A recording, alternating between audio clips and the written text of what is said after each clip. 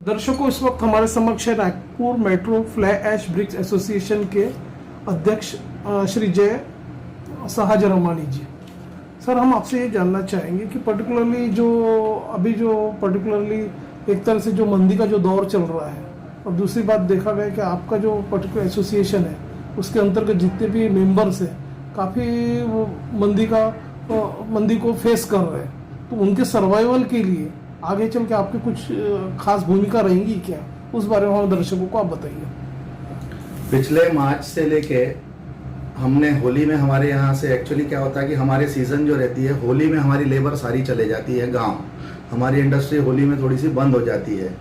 Last year corona काल के कारण ऑल ऑफ सडन एकदम लॉकडाउन के कारण पूरी लेबर जाने से वापस 7 से 8 महीने हमारी लेबर आई नहीं, जब तक लॉकडाउन वापस से चालू हुआ। पिछले 3-4 महीने से दिवाली के बाद लेबर आई है। आने के बाद ये जो सेकंड फेज कोरोना का आया है, सेकंड फेज आने से एक लॉकडाउन नागपुर शहर में, महाराष्ट्र में लॉकडाउन के कारण लेबर के दिमाग में बैठ गया है कि वापस लॉकडाउन हो जाएगा तो हम कैसे जाएंगे, और होली सामने आ गई है। तो हमारी लगभग हमारी एसोसिएशन जितने भी fly ash bricks manufacturing units हैं 99% हमारी लेबर वापस पलायन कर चुकी है, जिसके कारण हमारी 1 साल से हमारी इंडस्ट्री ने काफ़ी फेस किया है। इसको मंदी का दौर देखा गया है हमारे इसमें। एक तरफ जहां सरकार ने ये जो पर्टिकुलर कंस्ट्रक्शन जो क्षेत्र है उसको ओपन रखा हुआ है, लॉकडाउन का उस पर कोई साया नहीं है, इतने में देखा गया कि काफ़ी लेबर ये कोरोना की दहशत की वजह से भी पलायन कर रहे हैं।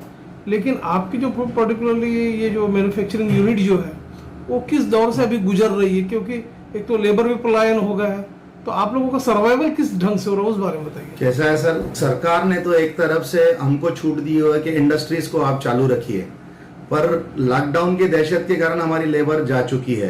कंस्ट्रक्शन एक्टिविटी सिटी के अंदर इतनी चल नहीं रही है, उसके कारण हमारी इंडस्ट्री को सबसे मेजर रॉ मटेरियल का बहुत दिक्कत आ रही है। हमारी इंडस्ट्री को मेजर रॉ मटेरियल है फ्लाई ऐश, सैंड और सीमेंट। सीमेंट के रेट काफ़ी बढ़े हुए हैं, रेती हम लोगों को मिल नहीं रही है। पिछले 2-3 साल 4 साल से गवर्नमेंट, महाराष्ट्र की गवर्नमेंट ने सैंड ऑक्शन नहीं हो रही है। सैंड ऑक्शन नहीं होने के कारण हम लोग स्टोन डस्ट यूज़ कर रहे हैं। स्टोन डस्ट भी मिल नहीं रही है अभी बहुत ज़्यादा, तो हमारी इंडस्ट्री को सर्वाइवल करने के लिए बहुत सारी तकलीफें चल रही है अभी। एक तरफ सरकार ने जो रियल एस्टेट जो क्षेत्र पर्टिकुलरली ओपन किया हुआ है, काफ़ी रियायतें दी, सब्सिडी दी है जो पब्लिक को, PMY योजना के अंतर्गत भी हाउसिंग के लिए प्रमोट कर रहे हैं, होम लोन्स में भी काफ़ी अच्छी आकर्षक रेट्स मिल रहे हैं पब्लिक को, ग्राहकों को। ऐसे में जो फ्लाई ऐश है पर्टिकुलरली एक तरह से पॉल्यूशन को कंट्रोल करने के लिए भी आप लोगों को ये कहा जाता है कि आप ज़्यादा से ज़्यादा इंटेक उठाए फ्लाई ऐश का, और दूसरी तरफ सरकार जो आपको जो सैंड है, सैंड का जो यूज़ करने में कोई सब्सिडी भी दे नहीं रही, और उसके नॉन अवेलेबिलिटी की वजह से भी आप लोगों को प्रॉब्लम फेस कर रहा है। तो आप एसोसिएशन के अध्यक्ष हो, तो आपने ऐसे कोई पर्टिकुलरली ये बनाया हुआ है क्या, एक रूपरेखा की, मतलब सरकार के सामने रखा जाए और आपको उससे कुछ बेनिफिट मिले?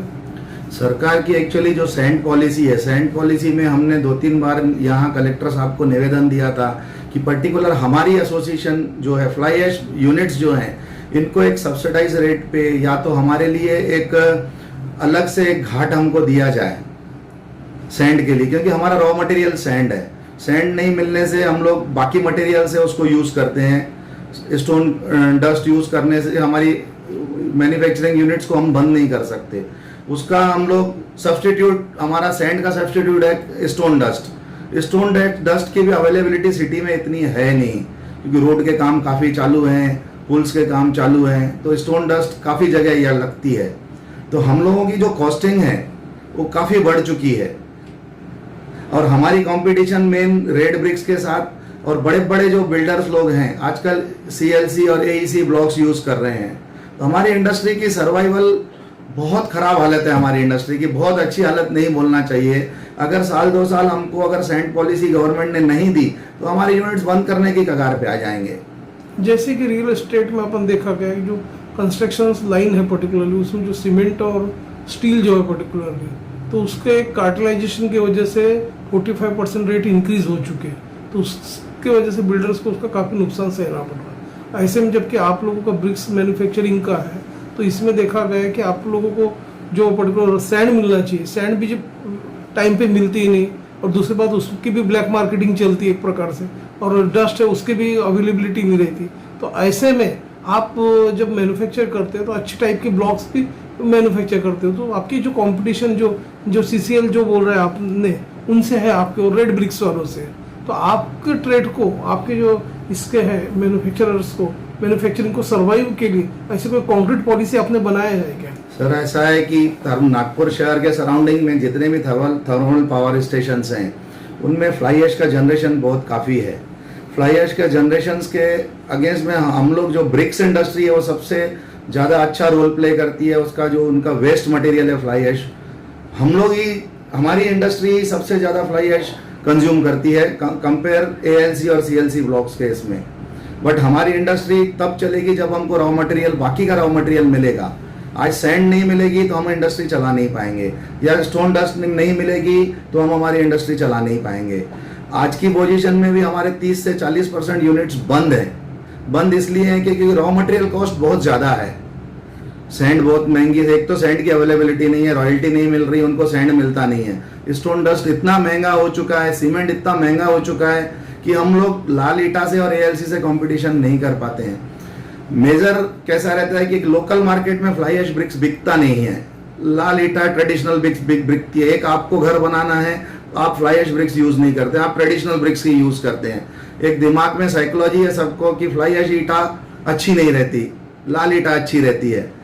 हमारा मेजर प्लेयर थे बिल्डर लोग, या गवर्नमेंट कॉन्ट्रैक्ट्स में हमारा माल बिकता था। पिछले 1 साल से गवर्नमेंट कॉन्ट्रैक्ट ही नए नहीं हो रहे हैं, गवर्नमेंट अपने टेंडर्स ही नहीं निकाल रही है कोरोना के कारण, कोविड के कारण, और लोकल मार्केट में हमारा माल बिकता ही नहीं है।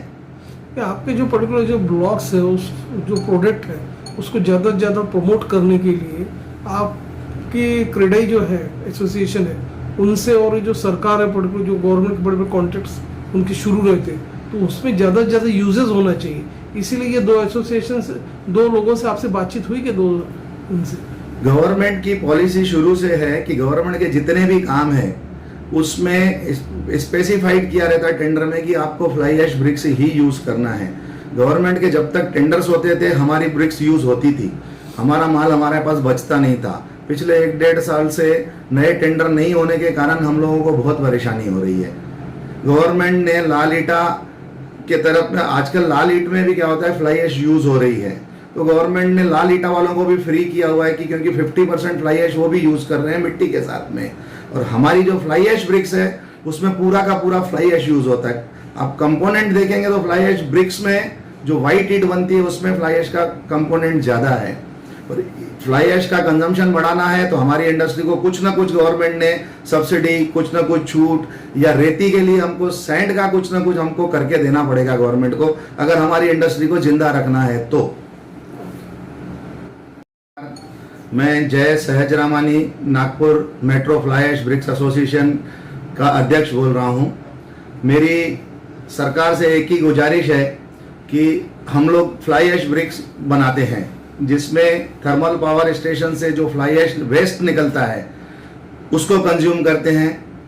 हमारी एसोसिएशन के अंदर 80 से 90 नागपुर शहर सिटी के अंदर में यूनिट्स हैं जो पिछले 1 साल से कोरोना के कारण काफ़ी परेशानियों का सामना कर रहे हैं। हमारी इंडस्ट्री को मैन्युफैक्चरिंग के लिए मेजर रॉ मटेरियल एक फ्लाई ऐश, एक सैंड और सीमेंट लगती है। पिछले 5-7 साल से सैंड पॉलिसी नहीं होने के कारण, गवर्नमेंट की सैंड पॉलिसी नहीं होने के कारण हम लोगों को रॉ मटेरियल की अवेलेबिलिटी बिल्कुल नहीं है। हमारी इंडस्ट्री ऐसी है कि जो शहर का बोलिए या देश का बोलिए वेस्ट निकलता है उसको मैक्सिमम हम लोग कंज्यूम करते हैं। फ्लाई ऐश अगर ईट में कंज्यूम नहीं होगी या रेती में, इसमें सीमेंट में कंज्यूम नहीं होगी या ELC ब्लॉक में कंज्यूम नहीं होगी तो इस फ्लाई ऐश की जनरेशन जो हो रही है वो कहाँ जाएगी, वो ऑटोमेटिकली पोल्यूशन करेगी। हम लोग देश का पोल्यूशन करने के लिए यह इंडस्ट्री डाली गई है। सरकार ने हमको काफ़ी मदद भी इसके पहले की हुई है, काफ़ी पॉलिसीज हमारे लिए अच्छी अच्छी गवर्नमेंट ने बनाई थी। पिछले 2-3 साल से रॉ मटेरियल की अवेलेबिलिटी नहीं होने के कारण मेजर जो रोल है वो सैंड का है हमारी इंडस्ट्री में। सैंड पॉलिसी नहीं होने के कारण हमारी इंडस्ट्री बहुत ही खराब इस दौर से गुजर रही है। मैं सरकार से एक निवेदन करूंगा कि हमारी इंडस्ट्री के लिए एक सैंड पॉलिसी बनाई जाए, जिससे हमको रॉ मटेरियल मिले और हम लोग फ्लाई ऐश का मैक्सिमम यूज कर सकें और हमारी इंडस्ट्री को सर्वाइव कर सकें।